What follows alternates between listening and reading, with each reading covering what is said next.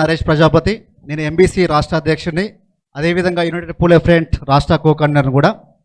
ఈరోజు తెలంగాణ అస్తిత్వంపై దాడి చర్చ కార్యక్రమంలో చివరి వరుసలో అవకాశం ఇచ్చేసరికి మాట్లాడిన అందరూ పెద్దలందరూ చెప్పడం జరిగింది. కానీ 2 మాటలు ముగిస్తాయి.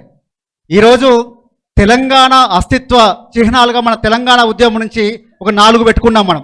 ఒకటి అమరవీరుల స్తూపం, రెండవది తెలంగాణ తల్లి విగ్రహం, మూడవది బతుకమ్మ బోనాలు, 4వది 10 జిల్లాల పాత 10 జిల్లాల ఒక చిహ్నం. ఇది లేకుండా మనం ఏ ఒక్క ఉద్యమం చేయలేదు, ఏ ఒక్క సభ నడుపుకోలేదు, వీటిని మనం గౌరవించుకోకుండా ఏ ఒక్కటి చేసుకోలేదు. అట్లాంటి తెలంగాణ అస్తిత్వ పోరాటాల చిహ్నాలకే ఈరోజు దాడి జరుగుతూ ఉంటే ఆ దాడిని ఖండించే అవకాశం అందరూ దొరికింది, అందరు ఖండించారు. ముఖ్యంగా అందులో ముఖ్య వరుసంగా తెలంగాణ జాగృతి అధ్యక్షురాలు అక్క మొదటనే ఖండించింది, బీఆర్ఎస్ పార్టీ ఖండించింది, అందరు ఖండించారు. కానీ ప్రభుత్వ పరంగా వచ్చిన అవకాశాన్ని కూడా, ₹1 కోటి నజరాన్ని కూడా తృణప్రాయంగా వదిలేసినటువంటి నందిని సింహారెడ్డికి అందరికీ కూడా మీరు చప్పట్లు కొట్టాల్సిన అవసరం ఉంది, అభినందన తెలియాల్సిన అవసరం ఉంది. మిత్రులారా, ప్రతి సమయం వచ్చినప్పుడు కూడా తెలంగాణ అంతా ఒకవైపే ఉంటుందని చెప్పి పలు సందర్భాల్లో నాడు కేసీఆర్ సార్ సిద్దిపేటలో బై ఎలక్షన్లో పోటీ చేసిన నాటి నుంచి ప్రతి సందర్భంలో నిరూపించడం జరిగింది. ఇప్పుడు కూడా ఈ సందర్భంలో మనందరం కూడా కావాల్సిన అవసరం ఉంది. తెలంగాణ తల్లి విగ్రహంలో కొన్ని మార్పులు చేర్పులు కేసీఆర్ గారు చేసిన మాట వాస్తవమే. కానీ కేసీఆర్ గారి చేతిలో ఖడ్గం ఉన్నా కేసీఆర్ గారు సూదే వాడతారు. ఎందుకు అంటే సూదికున్న గొప్పతనం కలుపుకుంటా పోతా ఉంటుంది, ఖడ్గంకున్న గొప్పతనం ఏంటంటే అది కడియేసుకుంటా పోతా ఉంటుంది. కాబట్టే కేసీఆర్ గారు తెలంగాణ సాధించారు, అన్ని పార్టీలను ఒప్పించారు, పార్లమెంట్లో బిర్లు తేగలిగారు. ఎక్కడా కూడా చిన్న రక్తపోటు చేరకుండా ఎవరిని కూడా ఆంధ్ర వాళ్ళని ఎవరు ఏమనకుండా రాష్ట్ర సాధన చేయగలిగారు. కాబట్టి అది సూది పాత్ర. కాబట్టి ఏమన్నారు కేసీఆర్ గారు, మీరు చేసిన విగ్రహం బాగుంది, దీనికి మనం ఎందుకు తక్కువ? తెలంగాణలో మన తల్లికి కూడా ఆభరణాలు ఉండాలి, మన తల్లికి కూడా కిరీటాలు ఉండాలి, మనం గొప్పగా కళలు కనాలి, మనం కళలు కనాలి, వాటిని సాకారం చేసుకోవాలని ఏదైతే అబ్దుల్ కలాం గారి మాటలు ఉన్నాయో ఆ ప్రకారంగా చేసుకుందాం. నా తెలంగాణ కోటి రతనాల వీణ, నా తెలంగాణ తల్లి కంజాల వల్లి అన్న దాశరథి గారి మాటలు గుర్తెచ్చుకొని నా తెలంగాణ తల్లికి ఈ రూపునిచ్చి కిరీటం ఇచ్చారు. తప్పేముంది చెప్పండి? ఇది మొదటిసారా? ఈరోజు మీరు గమనించండి, భరతమాత చూడండి, ఎక్కడన్నా కూడా కిరీటం లేకుండా ఉందా? ఒక భరతమాతనే కాదు, ఈరోజు తెలుగు తల్లి చూడండి, మీ గురువు గారు పాలిస్తున్నటువంటి రాష్ట్రంలో తెలుగు తల్లి ఈ రోజు కూడా మారలే. అదే రూపం ఉంది, అదే కిరీటం ఉంది, అదే ఒడ్డానం ఉంది, అదే నగలు ఉన్నాయి. అదేవిధంగా కన్నడ తల్లి, ఒక మన రాష్ట్రమే కాదు, కన్నడ తల్లికి కూడా అదే రూపం, కన్నడ చిత్రంలో ఉన్నటువంటి కిరీటం, ఎక్కడా కూడా కిరీటం లేకుండా కనబడట్లేదు. మీరు దీన్ని గమనించాల్సిన అవసరం ఉంది. అదేవిధంగా తమిళ తల్లి ఇదే విధంగా చూడండి, అదేవిధంగా మరాఠ తల్లి, ఏ తల్లినైనా సరే చాలా గౌరవంగా చూసుకునే చరిత్ర మనది, తెలంగాణ చరిత్ర.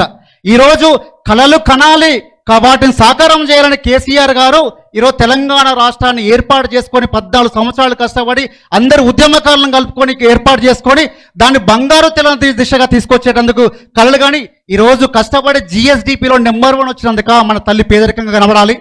మనము TSI పాస్లో దేశంలో నెంబర్ 1 ఉందక మన తల్లి పేదరికంలో కనబడాలి. రైతు ఎవ్వరూ కూడా బాధపడద్దు, రైతు కళ్ళల్లో అన్నం చూడాలి, రైతు రాజుగా ఉండాలి. అందుకే రైతు బంధు ఇచ్చి ఐక్యరాజ్య సమితిలో ఉన్న న్యూయార్క్లో మన తెలంగాణ తల్లి పేరు చూపించినందుక మనం పేదరికంగా ఉండాలి అని అడుగుతా ఉన్నాను. మిత్రులారా, ఈరోజు కేసీఆర్ కళలు కన్నది ఏంటిది? తెలంగాణ తల్లి ఈరోజు గొప్పగా ఉన్న కిరీటం ఉన్నా, లేకపోతే ఒడ్డానం ఉన్నా, నగలున్నా, నా వ్యవసాయాన్ని మాత్రం వదలను, నా బతుకమ్మను మాత్రం వదలను అని చాలా గొప్పగా చూపిస్తున్నారు ప్రతీకని. ఈరోజు మీరు వదిలేసి నా తల్లి పేదరికంగా కనబడాలి, నా తల్లి కనబడాలి. ముఖ్యమంత్రి గారు గతంలో చెప్పారు, ఎప్పుడైతే ప్రమాణ స్వీకారం చేశారో ఆ రోజు నుంచి ఒకటే మాట మాట్లాడుతూ ఉన్నారు, తెలంగాణలో కేసీఆర్ గారు ఆనవాళ్ళు లేకుండా చేస్తా అని, కేసీఆర్ కుటుంబ ఆనవాళ్ళు లేకుండా చేస్తా అని. దాంట్లో భాగంగానే పెద్దలు ఇప్పుడే చెప్పారు, బతుకమ్మ చూస్తే కవితక్క గుర్తుకొస్తుంది కాబట్టి చేతిలో బతుకమ్మను పక్కన పెట్టాలి. కాళేశ్వరం చూస్తే కేసీఆర్ గారు గుర్తొస్తారు కాబట్టి కాళేశ్వరం పగిలిపోయిందని చూపించాలి. హైదరాబాద్ అభివృద్ధి ఐటీ రంగం చూస్తే కేటీఆర్ గారు గుర్తొస్తారు కాబట్టి హైదరాబాద్ నాశనం చేయాలని ఒక పెద్ద కుట్ర జరుగుతుంది. కాబట్టి ఇప్పుడు అక్క చెప్పినట్టుగా చిలక ఒక్క మాట మాట్లాడుంటే ప్రాణం నిలబెట్టుకునేది. ఈ మేధావులు కూడా ఇప్పుడు ఒక మాట మాట్లాడకపోతే ఖచ్చితంగా తెలంగాణ అస్తిత్వాన్ని, ఈ చిహ్నాలను, ఈ అస్తిత్వంపై దాడిని ఇంకా పెంచే అవకాశాలు ఉంటాయి. కాబట్టి ఈ మేధావు వర్గం కూడా అందరూ కూడా మాట్లాడవలసిన అవసరం ఉంది.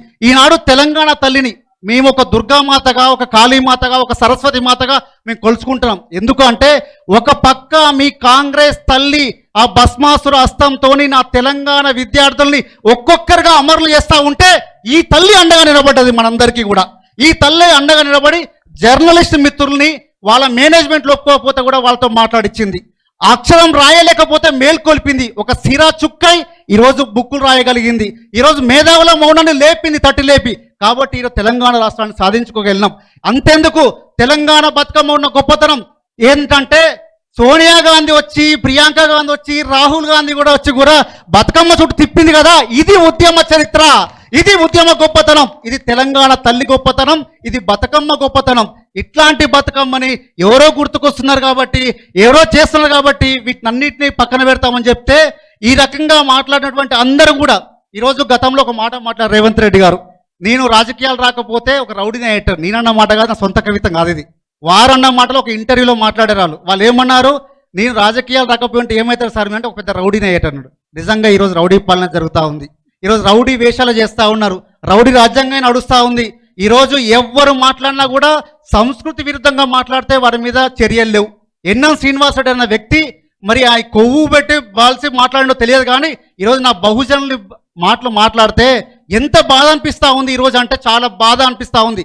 నా 80% ఉన్నటువంటి నా దళిత బహుజనులని ఈరోజు మీరు బతుకమ్మ ఆడే అర్హత లేదు, మేము మాత్రమే ఆడతామని చెప్పి మాట్లాడుతూ ఉంటే నా మేధావులు ఎక్కడ పోయారు? ఆ రోజు ప్రశ్నించినటువంటి జేఏసీ చైర్మన్ అయినటువంటి కోదండరాం ఎక్కడ పోయాడు? నా కులం పేరు పక్కన పెట్టుకోవద్దని చెప్పినటువంటి నాయకులు ఎక్కడ పోయారు? మరి వీరెవ్వరు మాట్లాడలేరు. అంటే దళిత బహుజనులు సోనియా గాంధీకి ఓట్ల రూపంలో కావాలి, మీకు ఓట్ల రూపంలో కావాలి. ఓట్లు పడ్డ తర్వాత సోనియా గాంధీకి బతుకమ్మను దూరం చేస్తారు, బతుకమ్మనే వేసని చెప్పి మాట్లాడే విధంగా ఈరోజు మాట్లాడుతూ ఉన్నారు కదా. ఇది దీని మీద ప్రశ్నించాల్సిన అవసరం ఉంది. మేధావులందరూ కూడా మౌనం వీడివి చేయాల్సిన అవసరం ఉంది. రేవంత్ రెడ్డి గారు, నేను ఒక చివరి ఒకటే మాట, రేవంత్ రెడ్డి గారికి నేను ఒకటే ప్రశ్న అడుగుతా ఉన్నాను.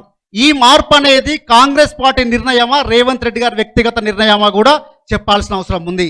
ఒకవేళ ఇది కాంగ్రెస్ పార్టీ నిర్ణయం అయితే కర్ణాటకలో కన్నడ తల్లి కిరీటం ఎందుకు ఉంటుంది? నా తెలంగాణ తల్లికి మాత్రం కిరీటం ఉంది ఇవ్వాలి.